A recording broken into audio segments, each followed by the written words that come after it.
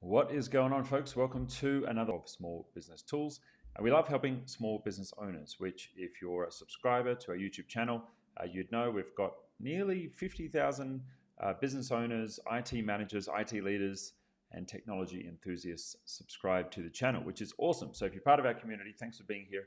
If you're not yet subscribed, please go ahead and hit the subscribe button. Now, I'm coming to you live from Mexico, actually. I'm in Mexico City tonight. So it's nighttime for me when usually we're streaming, and I guess it's afternoon in Sydney at the moment. But here we are. We are doing a stream on the road, as I like to do wherever I am in the world, and we're going to be covering all of your questions. So if you want to drop a question in, you can do that. Head along to ask.itgenius.com. And at ask.itgenius.com, you can drop in a question live. Yeah, from there, I'll answer it live for you, hopefully. Or if you're on the YouTube stream, jump on and say hello. Make sure you mention where you're watching from, and we'll be able to say hello if you're watching with me live. Let me know. Drop in the chat. Let me know any comments on any of the questions that I answer. And if you've got a specific question that you'd like me to answer for you, you can ask that at ask.itgenius.com. And I'm going to try and put the link in there. I can't always get my streaming comments to work, but let me see if I can get them working today. Where's the little button here? Somewhere. Comments got not it. I can't even see this button. Okay. Let's see if I can this URL in here. ask.itgenius.com. Let's see if that comes up on YouTube. Hey, there we go. Okay, great. So you can click that button there. And of course, if you'd like to connect with me directly, just head to moriarty.co. Or if you want to remember that even easier, you can just go to peter.tv. I paid a lot of money for that domain and then never ended up using it. But anyway, here we go. Let's jump into our questions, huh?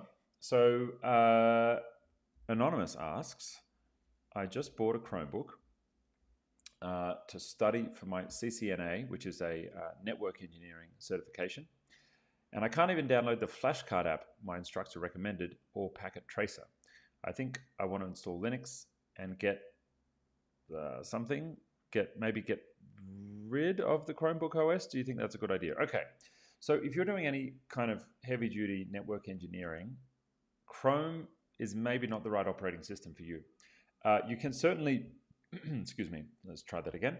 You can certainly install Linux on a Chrome device, and then from the command line, you can boot any Linux app that you want.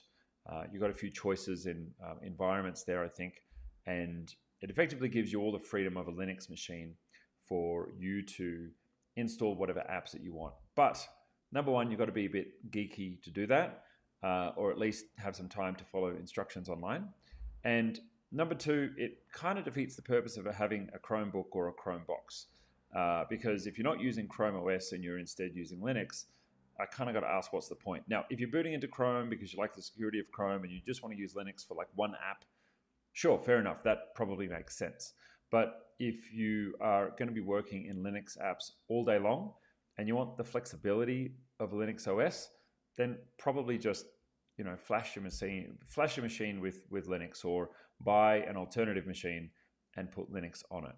So for this person who said they've got specific apps that are not working on Chrome OS, I'm assuming they're needing to connect to like a serial port, or at least a USB that's connecting to a serial port on some hardware. That sounds like it's not quite the right device for that job. So I would say that Chrome is good for certain things. It's not good for everything. It's good if you're a university student, you're mostly working online, and you're probably working with the Google Workspace ecosystem, Docs, Drive, Calendar, Mail, because your school's providing it. Or you're a remote worker and most of your work is on online apps, like you're using the Google Suite plus Slack, or maybe Dropbox, and you're using Xero Online for your accounting, and you're using, I don't know, Zendesk for your ticketing system. Those apps all work fine online. Canva for graphic design, right? If you're primarily working in a web browser, then Chrome OS is wonderful because it's deeply secure, highly secure. There's next to no viruses or malware or exploits known. They have insane battery life and they've got reasonable prices as well. So Chrome is great for that situation. Not so great if you're a hardcore Linux network engineer or network engineer that needs to use Linux for your day-to-day job. All right, good question though. Lots of questions about Chrome OS on the channel. So next person asks, how do I access the Google Workspace Marketplace? Well, that's a good question. I believe you just Google it. I usually don't go directly to it, but let's try Workspace Marketplace. Here we go. Workspace.google.com/marketplace. And the Workspace Marketplace is your spot to access applications, add-ons, plugins for Google Workspace. And you'll see there's the recommended for Google Workspace program. This has been running for, I think, about a decade now, which is applications that have been vetted by Google. They're usually the applications that have become really popular and they've become something that Google wants to promote to their users. Dialpad, we are a global partner for. Copper CRM, we are a global partner for. Loom Apps, we have a partnership with. RingCentral, we may have a partnership with. I'm not sure about that. We have a partnership with AO Docs. And I'm surprised that Hiver is not on the list here because we also have a partnership with them as well. But these are apps that Google recommends that you consider for your small business if you want to get things done, and you can read about them there. Now, when you go to roll out an application, you've actually got two different options here. You have the individual install button, which is going to install the app just for your account. But then you have the admin install as well. An admin install means that certain features of the application need to be deployed or can be deployed right across your domain, across your organization inside Google Workspace. And so in that case, doing an admin install means this is going to become available for all of the users in your domain. So be mindful if you want to click that admin install button that there may be pop-ups on your staff machines and they might not know what this application is. You can choose to switch applications like this on and off for certain organizational units in your admin panel. So that's one way of testing it if you want to test it for just a few people before rolling it out to absolutely everyone. But there you go. That's the marketplace. Lots of different options in there. The other way to get access to the marketplace or the tools in the marketplace is if I open up a document, and you can just go to doc.new to open a new document. Working away on my document here, if I go to extensions and then add-ons, you can see there's a get add-ons. Oops, let's try that again. If I go to extensions and then add-ons, you'll see there's a get add-ons button here. And this also brings up the marketplace. And specifically, it's going to look for applications that work with Google Docs. So you can see I've got options here for online signatures. There's a ChatGPT plugin. There's a few ChatGPT plugins. Document merge, form building applications. Lots of different options here to get more functionality out of your Google Docs. So there you go. That is the marketplace for Google Workspace. Great place to go to add additional functionality.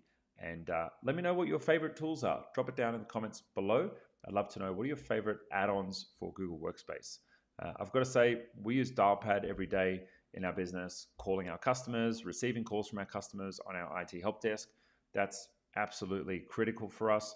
We have a business phone system with a common phone number that works across our whole company, no matter where they are. So we've got a large team in the Philippines, and we've also got a small team in Australia as well. I tend to travel all around the world, and we can still dial from our business numbers wherever we are in the world, as long as we have an internet connection from our mobile or our computer. So great tool there. That's probably my number one out of the marketplace, but there's lots of good options there.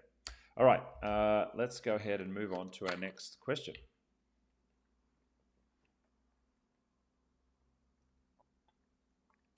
Okay. So the next question is another one from Anonymous. Which Google Workspace plan is HIPAA compliant? And I really like this question because for those who are in the allied services, medical profession, or anything dealing with patient data, HIPAA compliance, or in Australia, we have Australian privacy principles, which is something that allied health professionals need to adhere to for compliance purposes, is something that takes a number of extra steps to protect confidential and personal information of either patients or people who are dealing with a health provider of some sort. Now, Google Workspace has a button, HIPAA features. It doesn't necessarily make you HIPAA compliant. And this is the point in the video where I have to say, hashtag, I'm not a lawyer. I can't promise you that you'll be HIPAA compliant by taking any of my advice or suggestions here. But I would say do your own research, and I can at least point you in the right direction. And you should have someone who's a professional check off your work to make sure you actually are compliant. I can't say that, but a lawyer or someone who specializes in this can. But I believe the HIPAA button works for any plan. So let's go to Workspace HIPAA. I'm going to have to do a little bit of research here just to check it out, because from memory, you just have to click a button. Where is it? Let's say Google Workspace enable HIPAA. Where is it? Where is it? Where is it?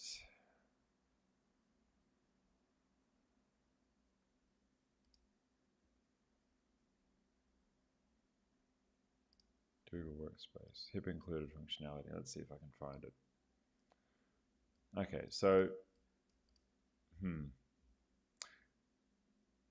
I think my team might have to help me with this, and we'll re-release a video to the channel on whether or not, there used to be a button that you could just click and it would switch on a bunch of HIPAA features. But that doesn't actually necessarily make you completely HIPAA compliant. There are a number of additional steps that you should take to follow privacy guidelines to protect your customers, to protect your end users, and make sure that personal data is properly being protected. There is an administrator's guide for HIPAA compliance, and that outlines a number of steps recommended by Google to take in addition to clicking the button for HIPAA compliance in your admin panel. And what that then does is it just takes extra measures to lock down the account. Again, you should speak to a professional to double check the processes that you've put in place and the measures that you put in place to make sure that it is compliant in their opinion, but that's something for you to work out. Now, I'm going to triple check my admin panel here. We've got a comment here from Redeeming Love saying it's the client-side encryption that becomes an issue. If that's the case and you require client-side encryption, then you might need to, and I'm not a HIPAA expert, you might need to go up to the enterprise plan.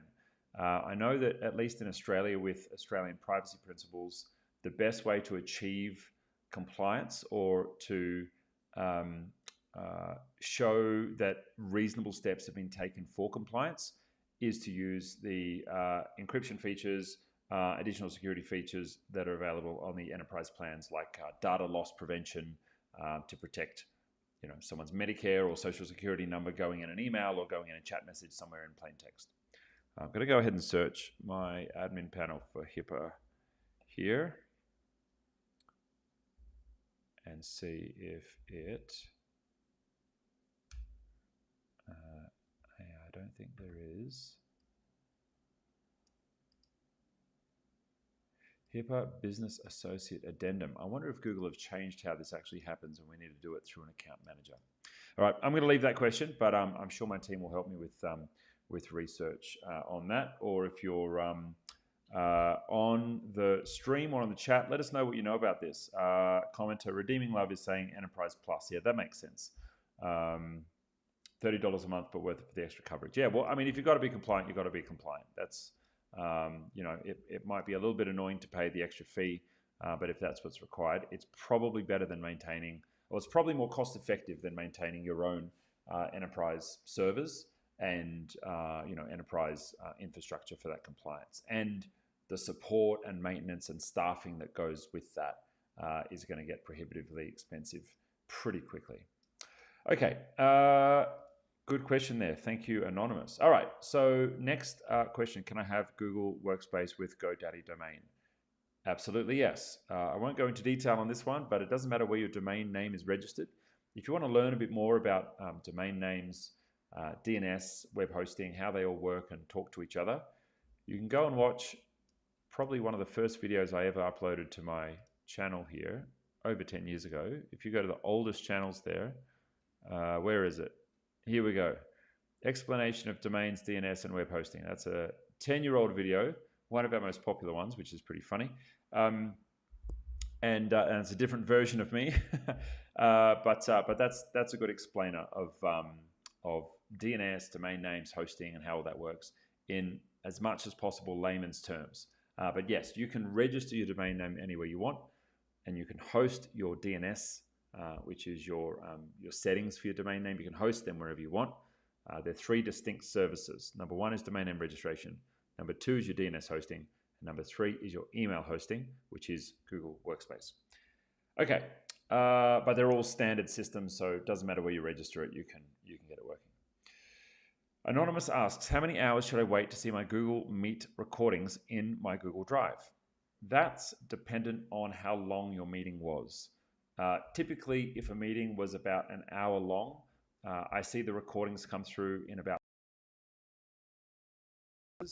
but every now and again we have a really long meeting, like a 3-hour meeting or a 4-hour meeting, or maybe we even have a marathon where a meeting is kept open all day long because we're doing a full day of strategic planning.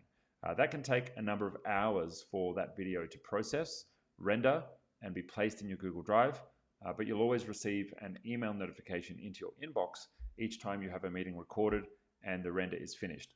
Now, there's not like a guaranteed time because Google need to use their servers in the background to do the rendering of the video. I guess maybe sometimes there's queues, or some days it's faster or slower than other days depending on what their capacity is and how busy they are, but it generally happens pretty quickly.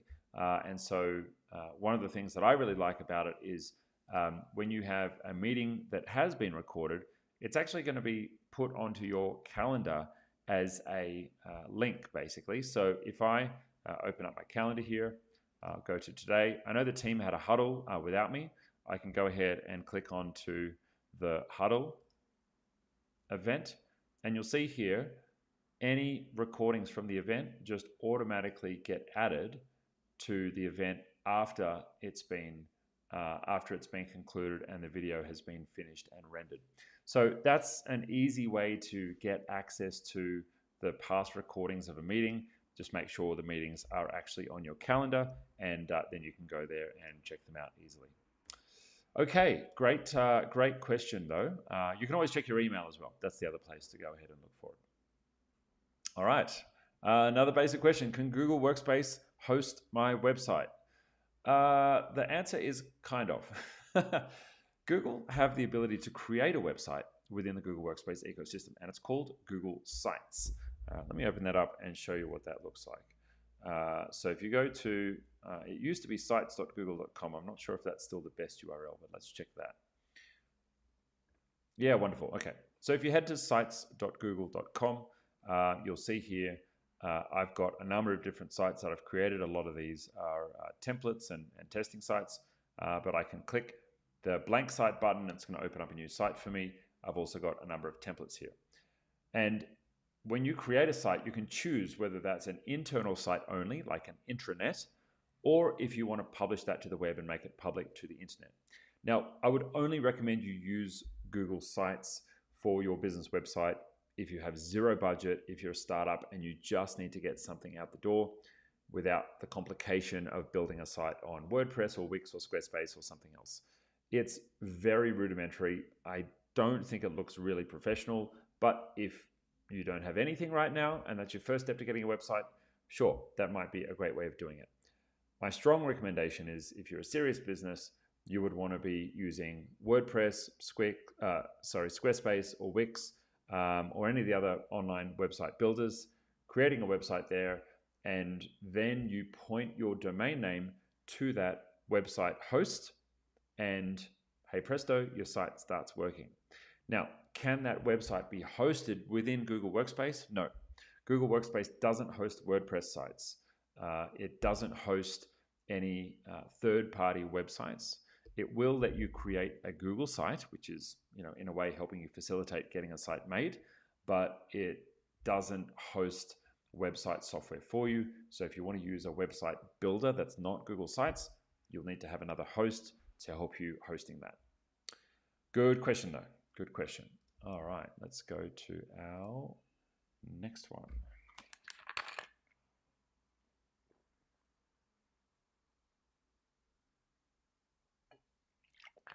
Okay, so this person asks, how to add contacts to Google Chat Spaces or direct messages, formerly Hangouts groups. I can't see the same interfaces you show and I don't have the plus button to add people. Please advise. I don't know exactly what this person's coming up against here, but what I do know is there are some quirks when you go to add people to a chat. So if I choose to create a space here, and if I go to create a direct message with someone, right? And let's say I create a direct message with Georgia. Now I've got to be careful that I don't expose anyone's information here, so I'm just going to go. Nope, I'm going to open up another one. Okay, cool. So I've got a chat open here with Jill. Oh boy, so here's where I'm going to make a liar out of myself, right? So if I try and start a conversation with, so it gives me the ability to add. So I'm going to click on new chat.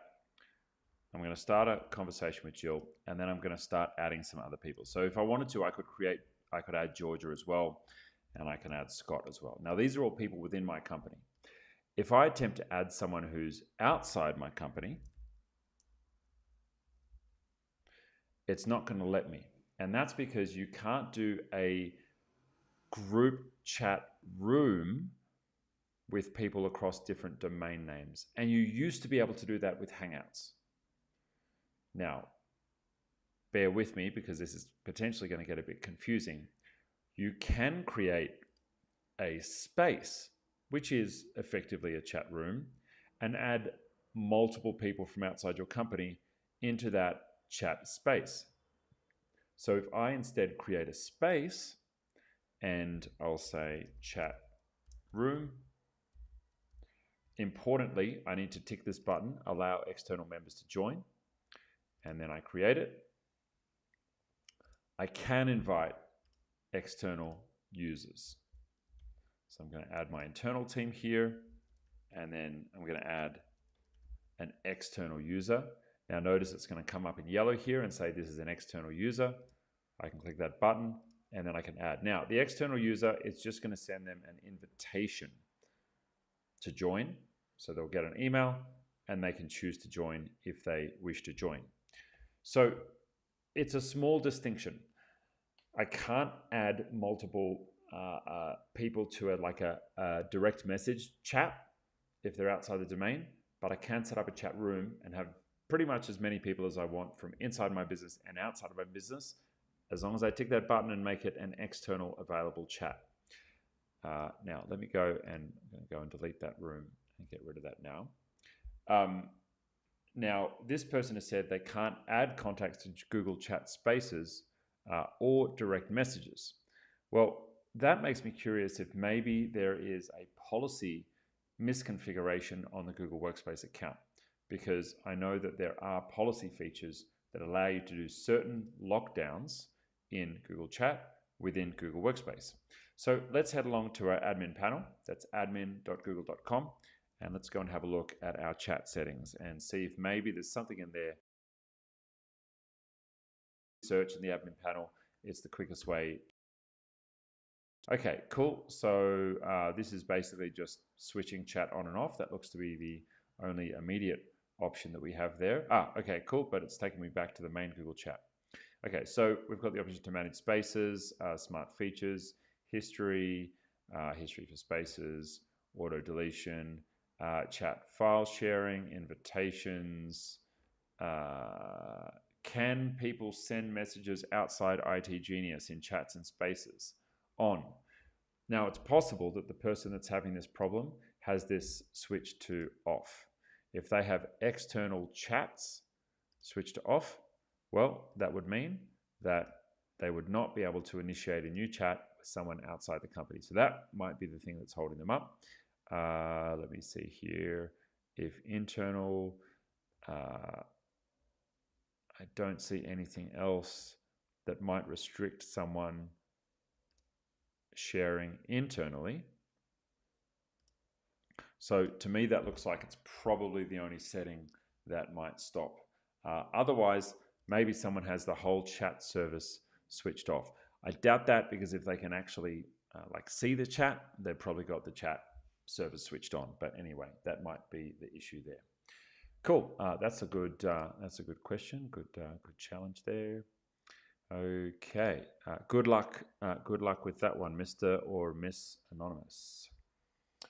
Okay, I'm not able to receive emails from my Google Workspace account after reactivating it from being disabled. Can you help? Oh, that's a good question. Okay, I would first go through our troubleshooting guide for stopped emails. So if you go to our channel and you search, I don't know, maybe like broken or stopped. Here we go. Cool. So this is a good troubleshooting guide. We've got a few other troubleshooting guides on things like DNS to check, but our general troubleshooting guide covers all of the basics, like has your domain name been renewed? Is there, like a misconfiguration with your name servers? Is the account actually really active? Like you may think you've reactivated it, but I don't know, maybe there's a billing issue or something else, or another reason it's still restricted. If you need help or support investigating why your emails aren't working, whether it's potentially a DNS issue, a domain name issue, or if you've got a restriction on your account that Google have not lifted, then we can take care of some of that on your behalf. So head along to our website. You just go to itgenius.com, and from IT Genius, you can select a service called Quick Fix. And our Quick Fix service is basically for when you've got something small that you need done quickly, and you can purchase it online. It's about $200, and you can start chatting to our team immediately once you procure this service. So on the thank you page of this form, you can start chatting to our team immediately. And if you want to have a chat to them right now, you can just pop in your details and have a chat to them now and explain what your problem is, and they can confirm to you whether or not we can help. But the kind of things that we typically do with a quick fix would be recovering a domain name that's been lost, helping to reactivate an account when Google's put a restriction on it and they haven't told the customer. If you've been locked out of your account, getting you back into the account, as well as all the standard consulting we do, onboarding and offboarding staff, engineering, connection consulting, all those kind of things. And we have hundreds and hundreds and hundreds of very happy customers. You can see there's literally 500 odd 5-star reviews here, which is pretty awesome. So, if you need help with that, we'd love to have you as a customer. Cool. But first, check out the guides. There's lots of guides there and lots of information on the guides. Anonymous says, I'm opening my first company, Goat Development, and I'm having a problem. I'm not able to receive emails and send from my Google Workspace account. Can you help? Okay. Again, check our DNS guides. Check the DNS guides or jump onto a quick fix, and our team will be able to help you with that. Okay, Randall asks, my Google Workspace email has been suspended, and in turn I can't verify my domain. I was sending and receiving emails for the first 1 to 2 weeks of signing up, but the domain and the domain is showing as verified. My subscription is set as Business Plus and my payments have gone through. Thoughts on the issue? That sounds bizarre. I'm confused because this person's saying they can't verify their domain, but the domain is showing as verified. This sounds like a bug to me. If this is a bug, I'm sure my team can fix it. We would contact Google support on your behalf, have them look into the back end of your account, have it escalated to a senior engineer, and if there is something wrong with your account, they can usually fix those things reasonably easily. That's how I would approach the issue. You could switch to a secondary domain, delete this problematic domain, wait an hour, re-add the problematic domain, and see if things work again. That's another approach if you want to have a go at it yourself. I've not heard of these features being buggy. Managing multiple domains on an account, adding and removing, As long as your DNS is correct and you've got all the extra stuff like SPF, DKIM, all the other more technical DNS features are enabled and configured correctly. And then, of course, is your account up to date and paid up to date? Triple check that it's just not something obvious. Then if you've got all those things configured. So I'm curious to see what's going on with that one. Okay, when creating an alias, it asks to verify the domain and identify the host. Can we purchase the domain by Google Squarespace, or do we have to purchase it elsewhere, maybe Shopify? If you want to add domain names to Google Workspace, either through your Gmail mailbox for outgoing mail, if you want to use like an outgoing gateway or an outgoing alias that sends to another server, or if you want to add a domain name to your admin panel as an alias domain or an add-on domain, so it sits inside Google Workspace and works for all of your customers, all of your mailboxes, all of your staff. It doesn't matter where you buy that domain name from. Your domain name is your property. You buy it through a domain name registration provider, and you can do whatever you want with that domain name. It doesn't have to go into Google in any special way. It's not at the behest of Google just because you add it to their systems. Apart from, of course, the lock-in and the needing to migrate data if you want to change to another provider. But that's not what the question is here. The question is here is, do you have the freedom of purchasing your domain name where you want? Yes, you absolutely do. You can purchase your domain name with any domain name registration provider. Our recommendation is Cloudflare, especially if you have a .com, because they sell domain names at cost price, and they've got an amazing free web firewall and online site caching service. It's called a CDN, or a content delivery network. And that basically helps to speed up your website, block nasties that are trying to hack in, and it's an excellent service even on the free tier. So that would be my recommendation. If you've already got a domain name and or a domain name idea and you want to register it and then point it to Google Workspace, that's a great way to do it. The other cool thing about Cloudflare is if you register a domain name with Cloudflare and you have it sitting with Cloudflare's DNS, then you have one button ClickUps available for Workspace. So if you want to go through the setup wizard and you need to put in MX records and you're wondering what they are, or text records to verify the domain name, you can just click one button and it'll automatically set those records into Cloudflare for you. Pretty impressive, huh? Definitely is. I love it. All right. Cool. Let's see what we have next. Can Google Workspace be used offline? Yes, absolutely. Mail works offline. Calendar works offline. Drive works offline. Documents work offline. You need to enable it in each one of those apps. So you typically will go to the settings, find the general tab, and enable offline mode. Offline mode for Google Drive is best done through the Google Drive app, because you can just click one button in your Finder or Windows Explorer and have a folder saved offline permanently. But it also works in the web too. If you're working on Google Documents, you can just load up your Chrome browser, synchronize your account to the Chrome browser, and then opt in to keep a copy of your files offline, meaning that the next time you're on a flight and you want to work on a document, I know it's not the most exciting thing to do when you're flying over the world, but it is an option for you to work offline as needed. All right, cool. Just a couple more questions to go. Reasons for a Google Workspace account being suspended. If your Workspace account is suspended, or you fear that it's suspended, it's a good idea to have a think about what some of your actions you may have taken on your Workspace account. Now, there's a bunch of legitimate reasons for Google to suspend accounts, which I fully agree with, and there are some other reasons that I think are a little bit frustrating. The legitimate reasons are if you're sending masses of bulk emails from your account that look like spam, even if they technically aren't spam, large amounts of bulk email are potentially going to raise red flags with Google. They have sending limits set up so that you don't send to too many people, basically, and it's really designed to be an email service that does some light mass mail, but is primarily person to person most of the time, because it's just way too easy for people to exploit if Google leaves the door wide open for people to send as many emails as they want to.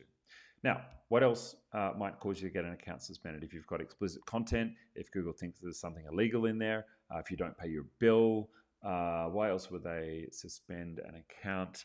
They may suspend an account if you've got a malicious third-party plugin that was connected to your account and started siphoning data or scamming people, or Google sees that your password has been leaked online, it may choose to lock down the account until you change your password, just for your own safety and your own precaution. So many reasons Google might switch off your account. Try not to do anything silly. Try not to do anything silly. Okay, cool. So I just got a live question in from Jai. Thanks so much for being on the live stream, Jai. Great to have you here.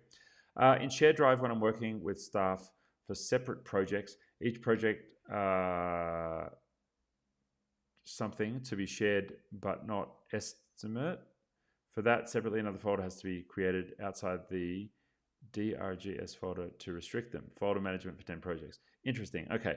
I'm assuming here that some project documents are for internal or restricted use, and some project documents are for external use. My recommendation for that is to create 2 shared drives for each client, one for internal, one for external. You may even have to create a third one, which is just for management or executives related to that client. Now, is it a bit more annoying? Yes. But what that does do is it makes it really simple for your staff. They know that if it's something that's internal only, goes in the internal folder for that client. If it's external, it means this is going to be exposed to the customer. So that's a simple system. There's no real theoretical limit on shared drives. If there is, it is in the thousands or tens of thousands. So don't worry about creating too many shared drives for Google to handle unless you have 10,000 employees. But this is a good opportunity for you to learn the settings of Google Shared Drives and configure them correctly. Now, if you want to learn about that, we've got some pretty great videos, all very, very useful. Okay, great question though. All right, we've got just a couple more. Anonymous says, I migrated my emails to Neo platform and I want to put it back to Google. Can you assist or point me in the direction of instructions? They made it so easy to move, but their support kicked me to the curb. Well, you should have stayed with Google. If you want to migrate emails back into Google, you can use the migration tools that Google has. They're available in the admin panel. You can point it to your mail server. It'll suck the emails into Google. It's a bit buggy from time to time. We use different third-party tools. And of course, we have a professional service managing this from end to end. So if you want to do a migration, it's very affordable. Head to our website, itgenius.com. Have a chat to one of our consultants, and they'll happily scope up the work to get this done for you. And don't fear, if you're a sole trader, we've got special discounts available that are not on the website, by the way, for sole traders to get access to preferential pricing. But for any small business, we try and make this as affordable as possible so that it is accessible, because we believe that business owners should be growing their business, not getting bogged down in IT. Great question. Okay, cool. That's my little pitch for our migration services. Okay, as a HIPAA compliant user, I just stepped up to the enterprise plan as a solo user to achieve client-side encryption. I'm wondering what other features the enterprise plan offers. Great question. I would recommend you check out, I don't know if the webinar's up, but let me have a look here. On-site helper. But this is a second brand that we own. It's effectively a subsidiary of IT Genius. I reckon have a look at one of these webinars or videos. Perhaps this one here, Unbeatable Cybersecurity. I'm going to go and drop the link into my chat here. I would say go ahead and check out some of those videos which cover the enterprise plan to your email. That's all done via the Google Enterprise Plan. Check out our other video on that. And if you've still got questions about it, then either send them through to our team, or you can go ahead and drop them here with this QR code, or you can head to ask.itgenius.com. That's ask.itgenius.com. All right, I'm going to say ciao for now. If you need some help, head along to itgenius.com. Book in for a free consultation if you haven't yet already. Our team are there and ready to rock and roll. If you want to lock in some good pricing before Christmas rolls around, and next year we will inevitably have additional price rises as it happens, as the business grows, as the economy changes. So jump in while you can, get a good deal on Concierge, or if you just need something small done, why not try out a quick fix with the team to get your small projects or small tasks done and done.